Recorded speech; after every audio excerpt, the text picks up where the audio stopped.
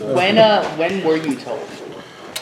I was told about 2 weeks into the job, so I apologise for my Comic-Con answers because I didn't know anything. I was blagging. They told me about 2 weeks into my time here to start in episode 1. Up until then, I was still unsure. I knew something was changing, but I wasn't absolutely sure what it was. And it was quite uncomfortable. The pilot was quite uncomfortable because a lot of what Hank said was exposition.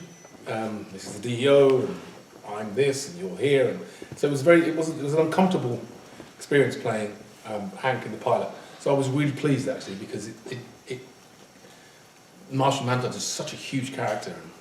And, it took me on a whole new, different direction, and it was brilliant for me because as much as I couldn't really find an angle to play Hank Henshaw that was interesting. So how did you change your approach to the character once you found out?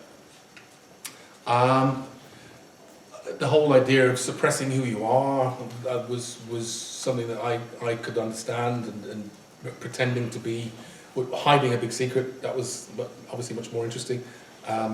And I was always also trying to wonder why he was such a bitch to Kara. You know why? And why?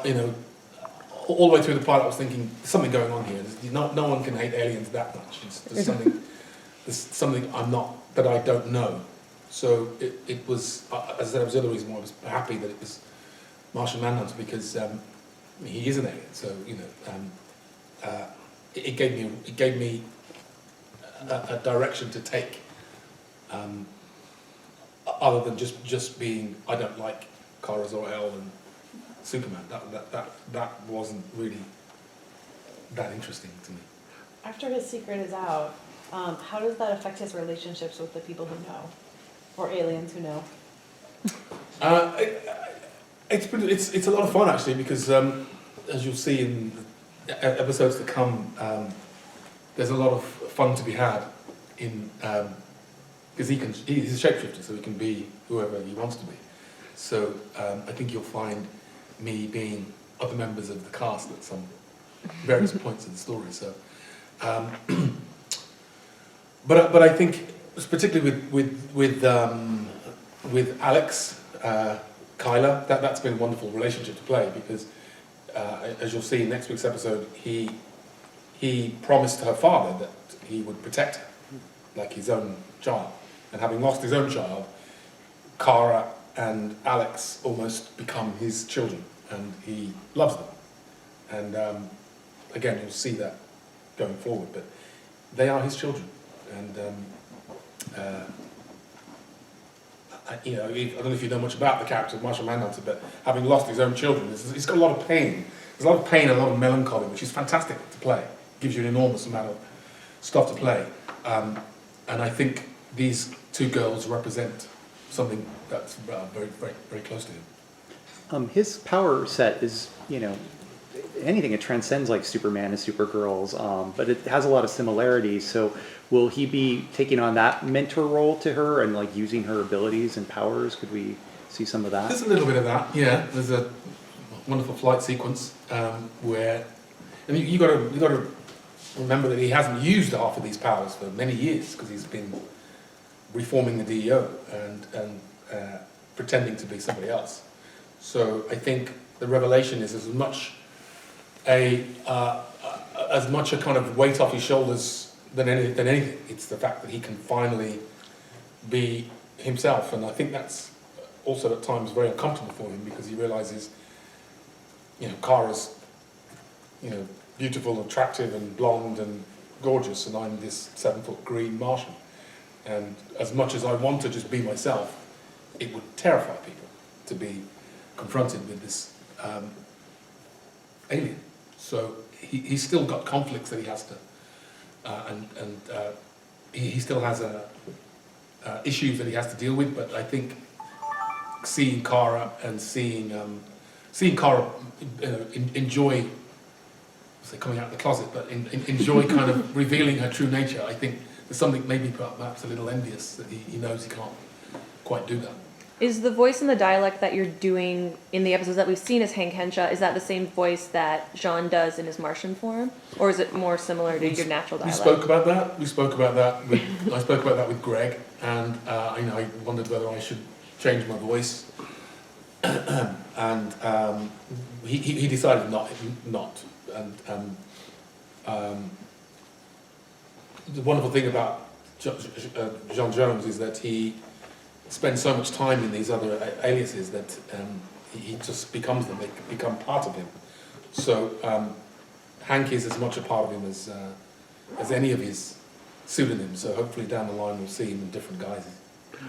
What kind of interaction will Hank Henshaw have with Cameron Chase? I'm going to put that to Greg, to Andrew and myself. Actually, I was reading it's wonderful. I've been getting to read all these comics for my research, which is fantastic. But I read one just the other day, and there's a great relationship that he has with her. I think she's a character that perhaps could get on his case a little bit, and so maybe I'll be speaking to Greg about that one. Good question. What did you know about Martian Manhunter before? Nothing. Okay. What I've learned from doing this job is that much of my boyhood comic book reading has all been Marvel. I grew up reading Stan Lee, reading Fantastic Four, Incredible Hulk, literally week in, week out. And I really didn't ever touch the Batman comic, because in my day the Batman was the camp version of Batman was on TV when I was growing up. I'm 50 this year, so I'm quite old. It was I forget the guy's name. Adam West. Adam West. So Batman was always pretty camp, but having started to read, having done this job, it's made me go back to the comic books and realise that the DC universe is much darker than Marvel, and it's been wonderful to journey back, particularly through the Batman story, because Batman in the comic books is very different to Batman in the movies. You think Batman, you think Christian Bale or Chris Nolan, but actually the comic book Batman is such a dark guy and so brutal, and that's been fascinating for me. So when they presented me with the comic books and the model, Andrew gave me this model of this green Martian, I was at first, I have to say, a little bit horrified, because I thought I'm going to be playing Shrek for the next 7 years. So I kind of was a little bit anxious, because I just could see hours of prosthetic makeup and just something that I didn't particularly want to do. But when I started reading him, I was blown away. I thought, wow, how did this guy ever escape my comic book knowledge? So I have been reading Martian Manhunter comics now for the last 4 months, and they're just awesome. And he's such a wonderful character. And, I'm here. I'm away from my family. My family are in England, so I can really associate with that sense of loneliness and being, let's say, obviously I'm not the only one here, but he's isolated. There's a lot of melancholy there, and I can tap into some of that myself, just from, as I say, being here on my own. So it's been a really wonderful journey as an actor to play this comic book character, which isn't kind of macho and I want to save the world. He's somebody that's really was brought here completely by mistake, and has learnt to understand humanity and has decided to help it. And he's the centre of the Justice League, and I mean that's just awesome. I just had and I didn't really know about the Justice League. Obviously, again, because I look at Marvel, you think about the Avengers, but I didn't really know about the Justice League again until I started reading these comics, and it's just been such a wonderful journey. So I'm really excited to see where this could go and to be a part of it. It's just a great character to play. I mean, this is as good as playing Macbeth or Hamlet to me. This is a great character. Yes, we have time for one more question.